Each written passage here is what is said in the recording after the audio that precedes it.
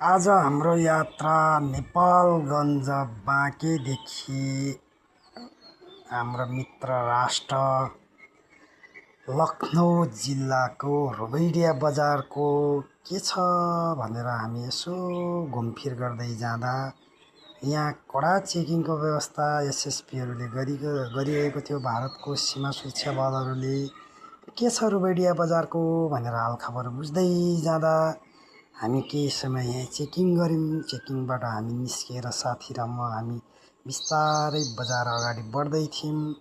यो बजार अगाडि बढ्दै जाँदा रुबैडिया बजार पहिलेको भन्दा धेरै सुनसान थियो।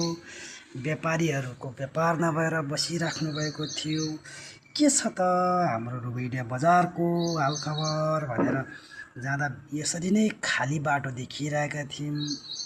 फलफुल व्यापारीहरू, त्यसपछि गएर हाम्रो व्यापारीहरूको हालत चाहिँ एकदम खतम छ भन्दै हुनुहुन्थ्यो। केही चिनेको साथीहरूलाई सोद्धा हामी यसरी नै रुबैडिया बजार के कस्तो रहेछ भनेर हाम्रो यात्रा अगाडि बढ्दै थियो।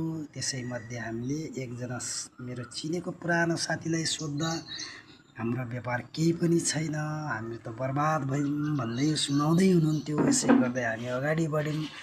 अगाडि बढ्दै जाँदा हाम्रो साथीहरूसँग के छ कस्तो छ भन्दै बुझ्दै जाँदा सामानहरू केही पनि लिन दिएको छैन। एकदम सामान लिन नदिँदा हामीले सटर बन्द गरेर हिँड्ने बेला भयो भन्दै हुनुहुन्थ्यो।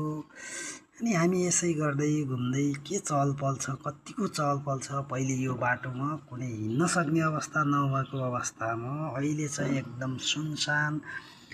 यहीँको स्थानीय साथीहरू, स्थानीय व्यापारीहरू बाहेक, स्थानीय मान्छेहरू बाहेक हाम्रो नेपालबाट आउने कुनै पनि व्यापार बिजनेस हुँदैन भन्दै हुनुहुन्थ्यो।